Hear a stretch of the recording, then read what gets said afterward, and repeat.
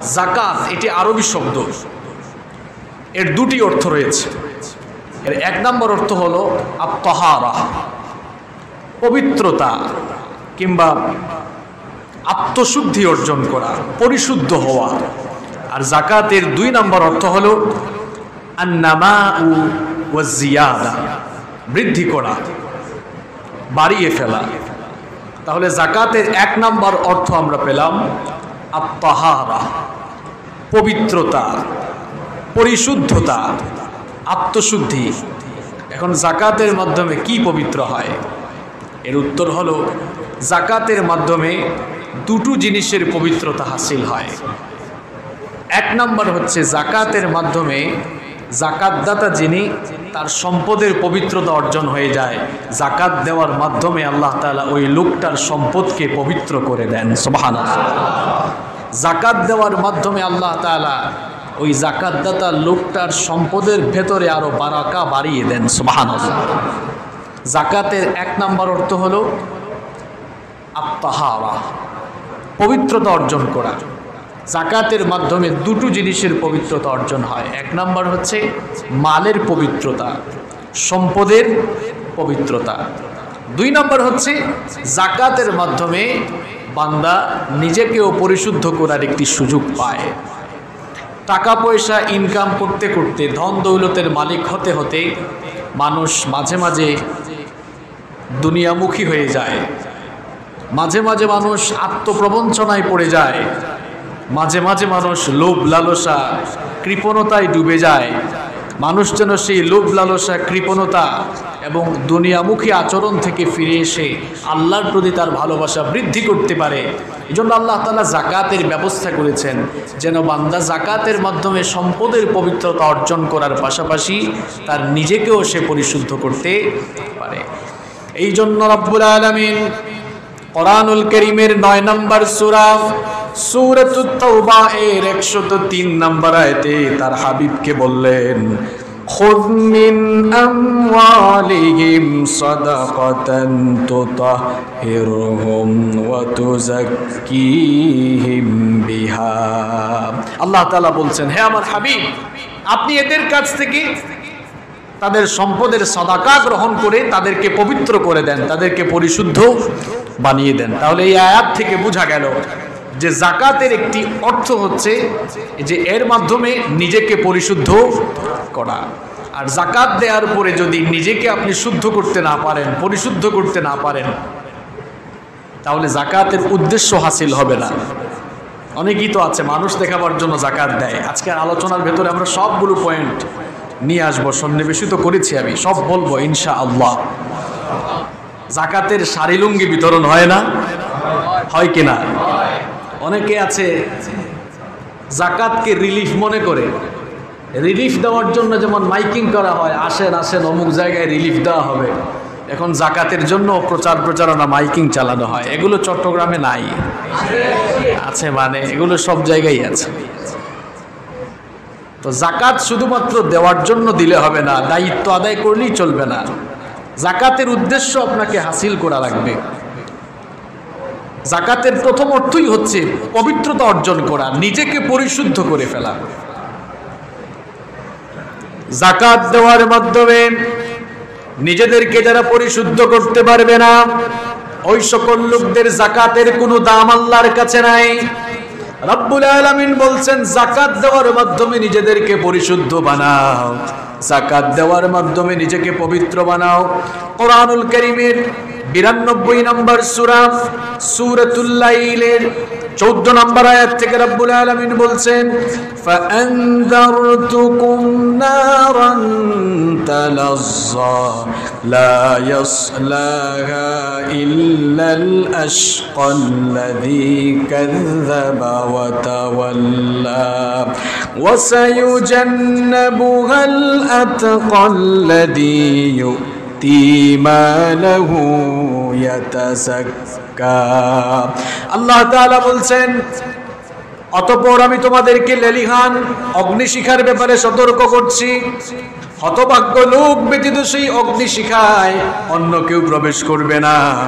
আল্লাহর আয়াতগুলোকে যারা মিথ্যা বলে প্রতিপন্ন করবে এবং যারা আল্লাহর বিধান থেকে মুখ ফিরিয়ে নিয়েছে, রব্বুল আলামিন তাদের জন্য জাহান্নামের লেলিহান অগ্নিশিখা প্রস্তুত করেছেন। আর জাহান্নামের সেই লেলিহান অগ্নিশিখা থেকে তাদেরকে দূরে রাখা হবে। জাহান্নামের সেই ভয়ঙ্কর অগ্নিশিখা থেকে তাদেরকে বাঁচিয়ে দেওয়া হবে। আল্লাহ তাআলা বলছেন, আল্লাযী ইউতি মালাহু ইয়াতাযাক্কা, যে তার ধন সম্পদ নিজেকে পরিশুদ্ধ করার জন্য, আত্মশুদ্ধি অর্জনের জন্য আল্লাহর রাস্তায় ব্যয় করেছে। জাহান্নামের লেলিহান অগ্নিশিখা থেকে তাদেরকে বাঁচানো হবে।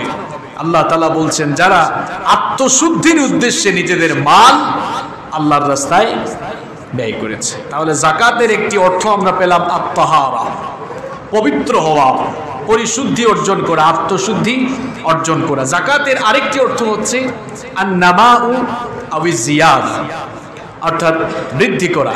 যাকাতের মাধ্যমে কি বৃদ্ধি পায়? আল্লাহ তাআলা বলছেন, যাকাত দেওয়ার মাধ্যমে তোমাদের মাল আরো বৃদ্ধি পায়। কিন্তু আপনাদের কাছে, অনেকের কাছে মনে হয় এই কথাটি অযৌক্তিক, যে যাকাত দেওয়ার মাধ্যমে মাল আবার বৃদ্ধি পায় কেমনে? কারণ বাহ্যিকভাবে আমরা দেখি যে পাহাড়তলি এলাকার আব্দুল্লাহ সাহেব কোটি কোটি টাকার মালিক, তিনি প্রায় 1.5 লক্ষ 2 লক্ষ টাকা যাকাত দিয়েছেন। তো তার তো 1.5-2 লক্ষ টাকা চলে গেল, তাহলে যাকাতের মাধ্যমে সম্পদ বাড়লো কেমনে? তার সম্পদ থেকে আরো কি হলো? কমলো। যাকাতের মাধ্যমে আল্লাহ তাআলা বলছেন সম্পদ বাড়ে, আর আমরা বাহ্যিক দৃষ্টিতে দেখতে পাচ্ছি সম্পদ কি হয়? কমে। এবার মিলান তো দেখি, আল্লাহর কথা কি ভুল? নাউযু বিল্লাহি মিন যালিক। আপনার দৃষ্টিভঙ্গি ভুল, আল্লাহর কথা সত্য। ওয়ামান আসদাকু মিনাল্লাহি কিলা, তার চাইতে সত্য কথা আর কে বলতে পারে? যাকাতের মাধ্যমে সম্পদ আসলেই বৃদ্ধি পায়। আপনার চোখের সামনে যে একটি পর্দা আছে, সেই পর্দা সরিয়ে আপনি দেখেন যাকাতের মাধ্যমে কেমনে বৃদ্ধি পায়। এবার আসেন একটা সুন্দর এক্সাম্পল দিয়ে আমি আপনাদেরকে বুঝাই। মনে করেন এই পাহাড়তলি বাজারে আপনার 3-4টা দোকান আছে। আপনার উপরে যাকাত ফরজ। এখন আপনি কি করলেন? আপনার যাকাতের টাকা এই পাহাড়তলি এলাকার 8-10 জন লোকের কাছে বিলিয়ে দিলেন। আপনি তাদেরকে যাকাতের টাকা দেওয়ার আগ পর্যন্ত তাদের হাতে টাকা ছিল না।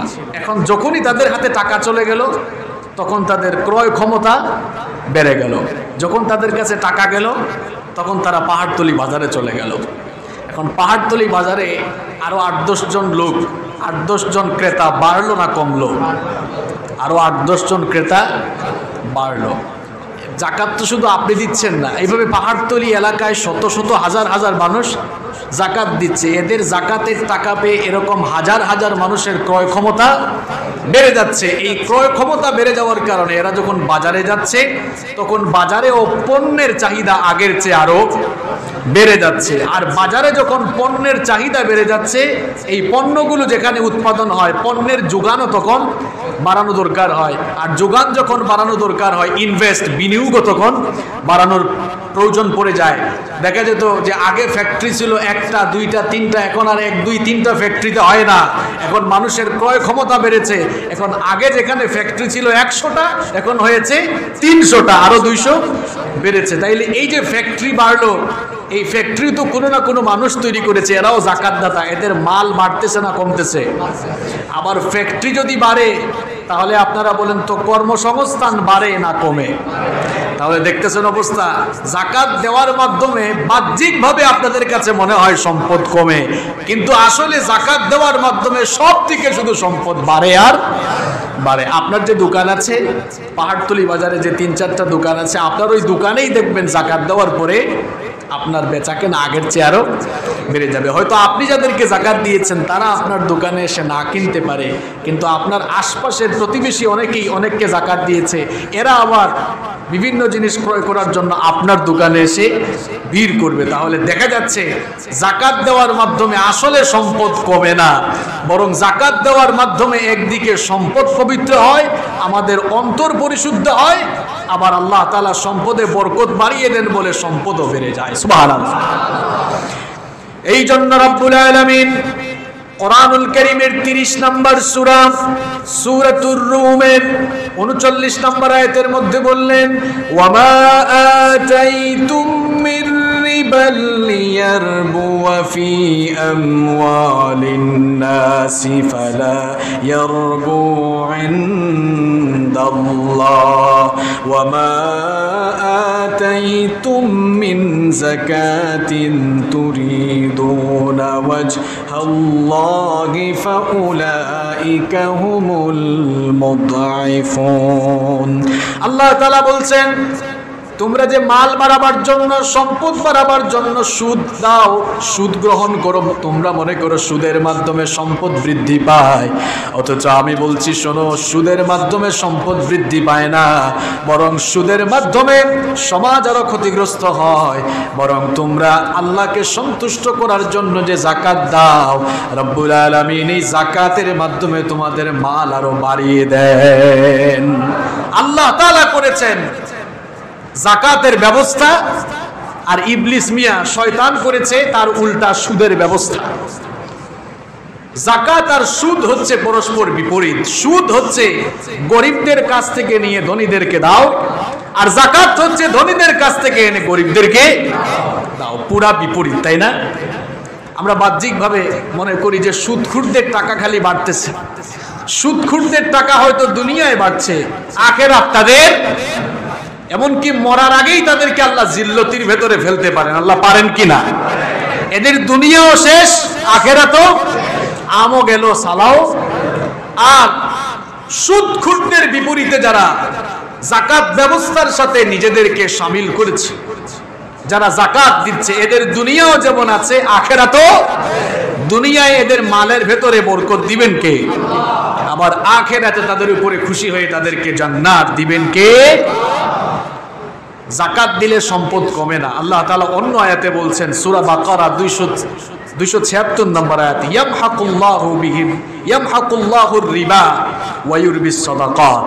আল্লাহ তাআলা বলছেন, আমি সুদকে নিশ্চিহ্ন করে দিতে চাই, আর সাদাকার মাধ্যমে আমি তোমাদের মাল সম্পদ আরো বাড়িয়ে দিতে চাই। আল্লাহর রাস্তায় যাকাত দিলে, আল্লাহর রাস্তায় দান করলে, আল্লাহর রাস্তায় খরচ করলে আমাদের কাছে মনে হয় যে আমাদের সম্পদ বোধহয় কমে যায়। কিন্তু রব্বুল আলামিন বলছেন, আল্লাহর রাস্তায় যখন তোমরা খরচ করবে, দুনিয়ায় তোমাদের মাল যেমন বাড়িয়ে দেব, আখিরাতে তোমাদের জন্য আমি আরো বেশি সওয়াব আর পুরস্কার প্রতিদান বাড়িয়ে দেব। আল্লাহর রাস্তায় যারা খরচ করে তাদের এক্সাম্পল কেমন, তাদের উদাহরণ কেমন? সূরাতুল বাকারার 261 নম্বর আয়াতে রব্বুল আলামিন খুব চমৎকার দৃষ্টান্ত তুলে ধরেছেন, মাসালুল লাযীনা ইউনফিকুনা আমওয়ালাহুম ফি সাবিলিল্লাহি কামাসালি হাব্বাতিন আনবাতাত সাবআ সানাবিলা ফি কুল্লি সুমবুলাতিন মিআতু হাব্বা ওয়াল্লাহু ইউদাঈফু লিমান ইয়াশাউ ওয়াল্লাহু ওয়াসিউন আলীম। রব্বুল আলামিন বলছেন, আল্লাহর রাস্তায় যারা তাদের ধন সম্পদ খরচ করে, তাদের উদাহরণ হলো একটি বীজের মতো। অর্থাৎ একটি বীজ যখন বপন করা হয়, ওই বীজ থেকে যেমন একটি শস্যের দানা, একটি শস্য উৎপন্ন হয়। একটি বীজ যদি কেউ বপন করে, ওই বীজ থেকে একটি শস্য গাছ উৎপন্ন হয়। ওই শস্য গাছ থেকে 7টি শীষ উৎপন্ন হয়। প্রত্যেকটি শীষের ভেতরে 100 দানা থাকে। তাহলে একটি বীজ থেকে যদি 7টি শীষ উৎপন্ন হয়, আর প্রত্যেকটি শীষে যদি 100 করে দানা হয়, তাহলে 7টি শীষে হবে কয়টা? 700 দানা। রব্বুল আলামিন বলছেন, একটা বীজ বপন করার পর যেমন 700 দানা পাওয়া যায়, ঠিক তেমনি ভাবে আল্লাহর রাস্তায় যারা সদাকা করবে, এভাবে 1 থেকে 700 নয়, ওয়াল্লাহু ইউদাঈফু লিমান ইয়াশা, রব্বুল আলামিন যত ইচ্ছা তার জন্য এই সদকার সওয়াব বাড়িয়ে দিয়ে কিয়ামতের দিন তাকে তা ফিরিয়ে দেবে।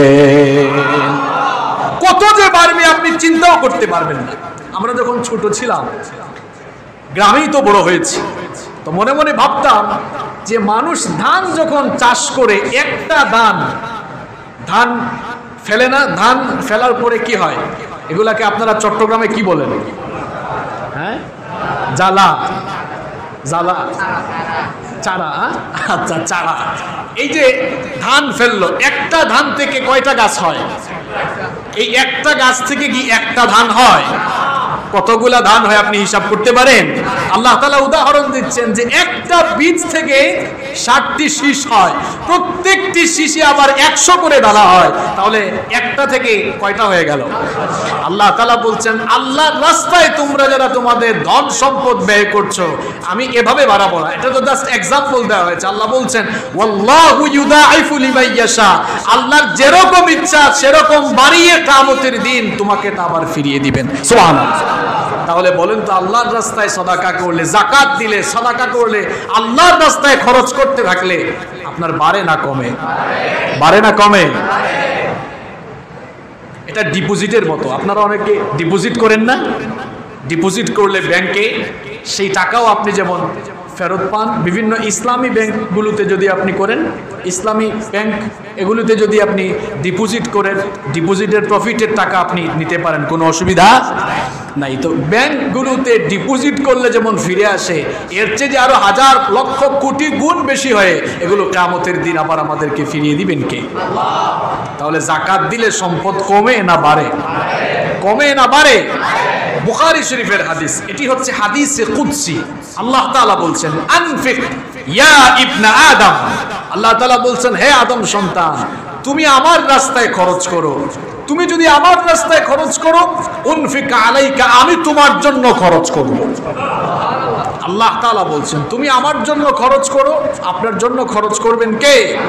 আমার মুসলিম শরীফের অন্য হাদিসে রাসূল করিম সাল্লাল্লাহু আলাইহি ওয়াসাল্লাম বললেন, মা নাকাসাত সাদাকাতুম মিন মাল, সাদকা দিলে ধন সম্পদ কমে যায় না, বরং এর মধ্যে বরকত আরো বাড়িয়ে দেন কে? আমরা যাকাতের ব্যাপারে কথা বলছিলাম। যাকাত আরবি শব্দ, এর অর্থ বলেছিলাম কয়টা? দুইটা। এক নম্বর অর্থ হলো পবিত্রতা অর্জন করা। যাকাতের মাধ্যমে দুটো জিনিসের পবিত্রতা অর্জন হয়। এক নম্বর হচ্ছে সম্পদের পবিত্রতা অর্জন হয়, আর দুই নম্বর হচ্ছে আপনার মনের সকল কৃপণতা, লোভ লালসা দূর করে দিয়ে নিজেকেও পরিশুদ্ধ করার সুযোগ পাওয়া যায়। দুই নম্বর হচ্ছে যাকাতের দুই নম্বর অর্থ হচ্ছে বৃদ্ধি পাওয়া। যাকাতের মাধ্যমে সম্পদ আরো বাড়িয়ে দেন কে? যাকাতের অবস্থান কি? ইসলামে যাকাতের অবস্থান কি? এবার আমরা সেই ব্যাপারে কথা বলবো। ইসলামে যাকাতের অবস্থান এতই গুরুত্বপূর্ণ, মানুষের অর্থনৈতিক মুক্তি দিয়েছেন আল্লাহ তাআলা এই যাকাত ব্যবস্থা প্রবর্তনের মাধ্যমে। পৃথিবীতে আজ বহু মুসলমান দেশ গরিবী হালতে আছে।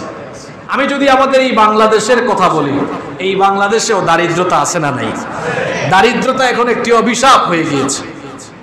আমি তো চ্যালেঞ্জ করে বলতে পারি, এই বাংলাদেশে যদি একটানা মাত্র 10 বছর সেন্ট্রালি যাকাত কালেকশন করে আবার সুষমভাবে যাকাতকে বন্টন করা হয়, 10 বছর পরে বাংলাদেশে একজন গরিব মানুষ খুঁজেও পাওয়া যাবে না। যখন নবীজির জামানা থেকে যাকাত শুরু হলো, নবীজির জামানার পরে খোলাফায়ে রাশেদার আমলে যাকাতকে স্ট্রিক্টলি সেন্ট্রালি রাষ্ট্রীয়ভাবে আদায় করে রাষ্ট্রীয়ভাবে বন্টন করা হতো। এর ফলে কি হলো? ওমর ইবনে আব্দুল আজিজ, ওনার জামানায় যাকাতদাতা লোকেরা যাকাতের টাকা নিয়ে নিয়ে ঘুরেছে, কিন্তু যাকাত দেওয়ার মতো কোনো মানুষ খুঁজে পায় নাই। আল্লাহু আকবার।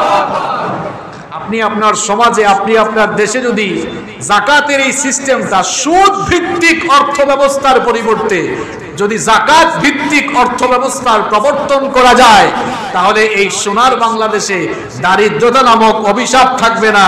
এই দেশে গরিব কোনো মানুষ থাকবে না, সকল মানুষ অর্থনৈতিকভাবে স্বাবলম্বী হয়ে যাবে ইনশাআল্লাহ। আমরা যাকাতের ফর্মুলাটা অনেকে বুঝি না। যাকাতের ফর্মুলার সাথেও আমরা পরিচিত না। সরকারের অনেক মন্ত্রণালয় আছে, অর্থ মন্ত্রণালয় আছে, বাণিজ্য মন্ত্রণালয় আছে, স্বরাষ্ট্র মন্ত্রণালয় আছে, পররাষ্ট্র মন্ত্রণালয় আছে, কিন্তু সরকারের যাকাত মন্ত্রণালয় নামে কোনো মন্ত্রণালয় নাই।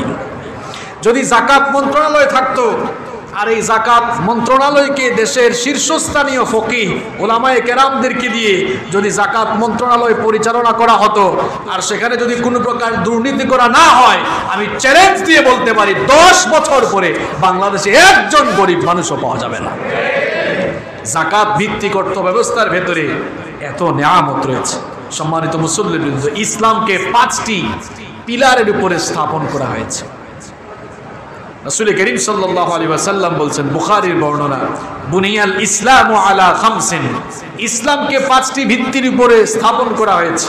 শাহাদাতি আল্লাহ ইলাহা ইল্লাল্লাহ ওয়া আন্না মুহাম্মাদুর রাসূলুল্লাহ, এর 1 নম্বর পিলারের নাম হচ্ছে শাহাদা, সাক্ষ্য দেওয়া আল্লাহ ছাড়া কোনো ইলাহ, মুহাম্মদ করেন সাল্লাল্লাহু আলাইহি ওয়াসাল্লাম, তিনি হচ্ছেন আল্লাহর প্রেরিত বান্দা এবং আল্লাহর রাসূল।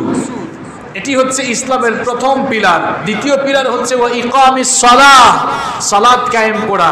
3 নম্বর পিলার হচ্ছে ওয়া ইতাইজ যাকাত, যাকাত দেয়া।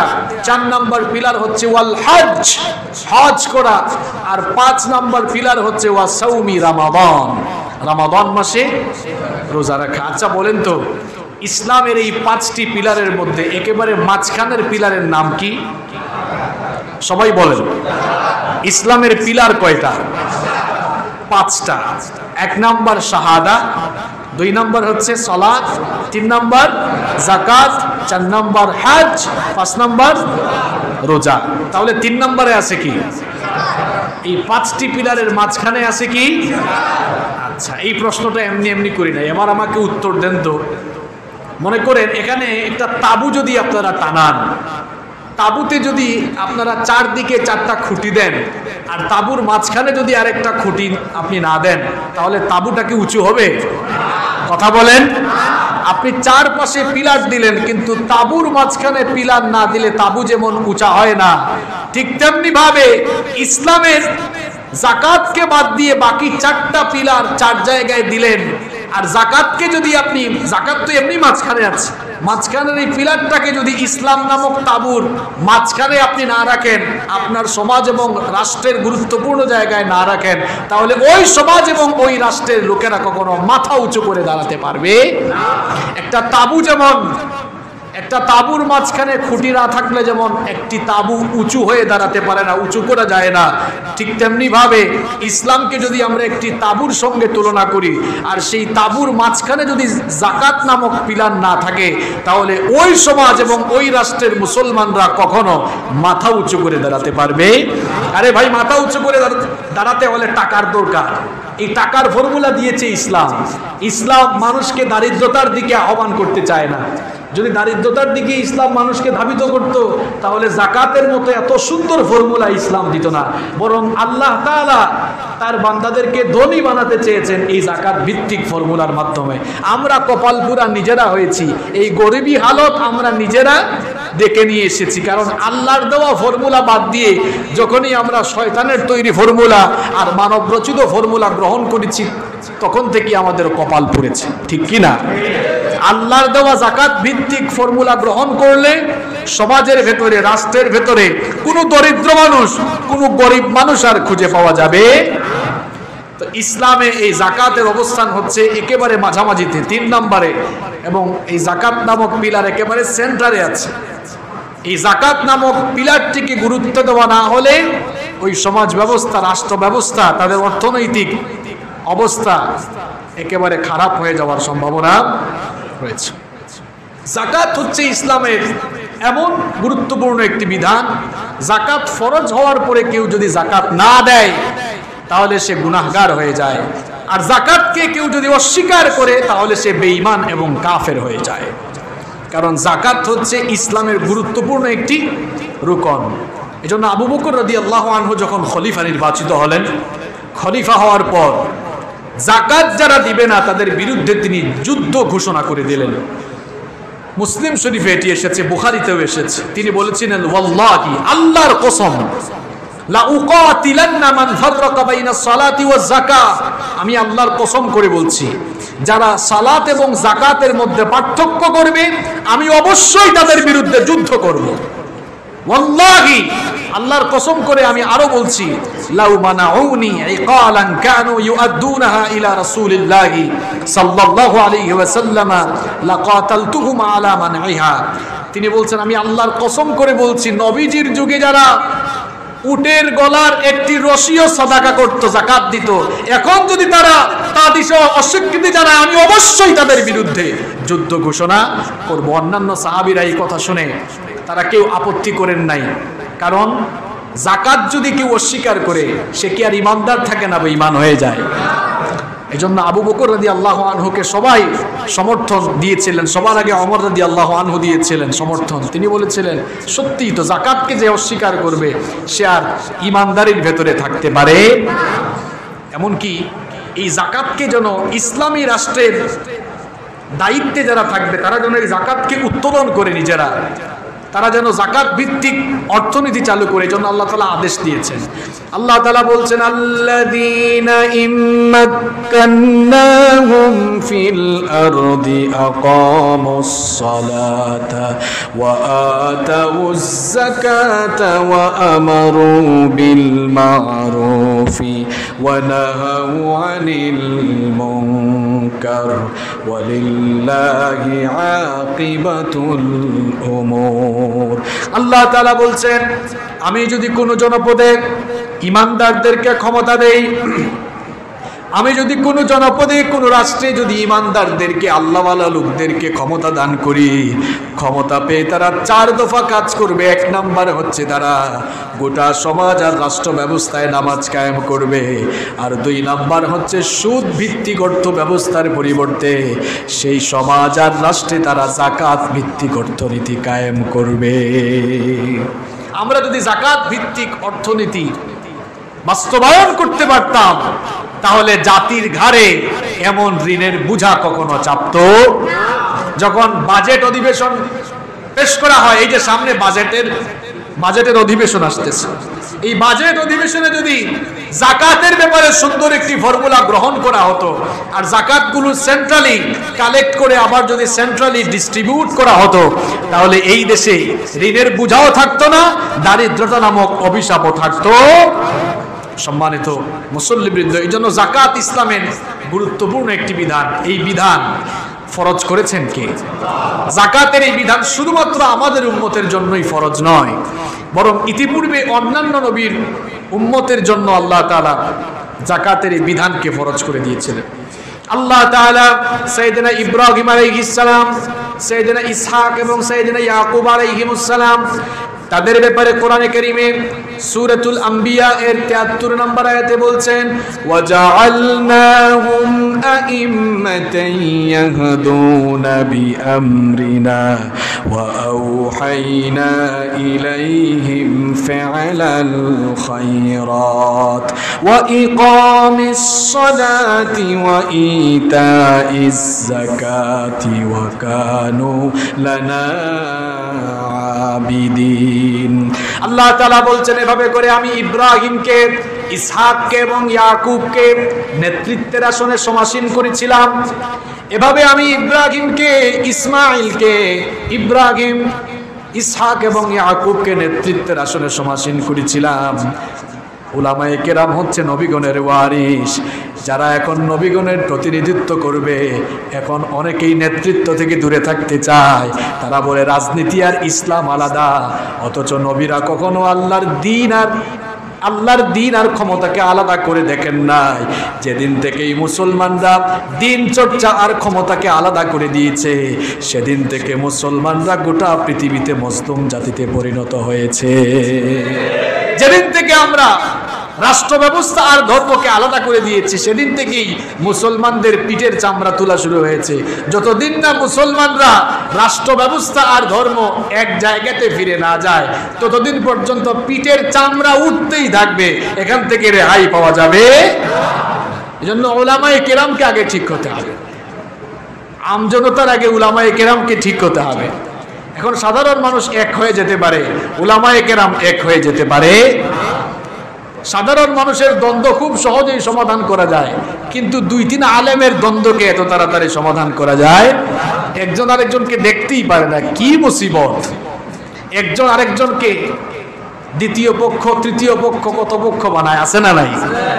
এইরকম করে অনৈক্য যতদিন আলেমদের মধ্যে চলবে ততদিন পর্যন্ত মুসলমানদের দুরবস্থা চলতেই থাকবে। মতানৈক্য থাকতে পারে, মতানৈক্যের কারণে, মতভেদের কারণে দলভেদ করা যাবে না।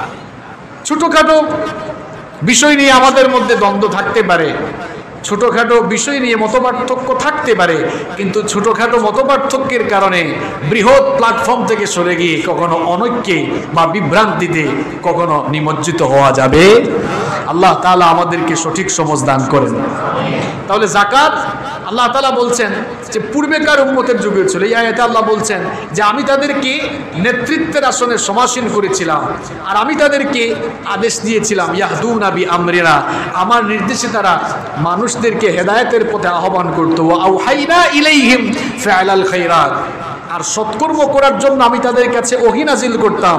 ওয়া ইকামিস সালাতি ওয়া ইতাইজ যাকাত, নামাজ কায়েম করার এবং যাকাত আদায় করার আদেশ আমি তাদেরকে দিয়েছিলাম।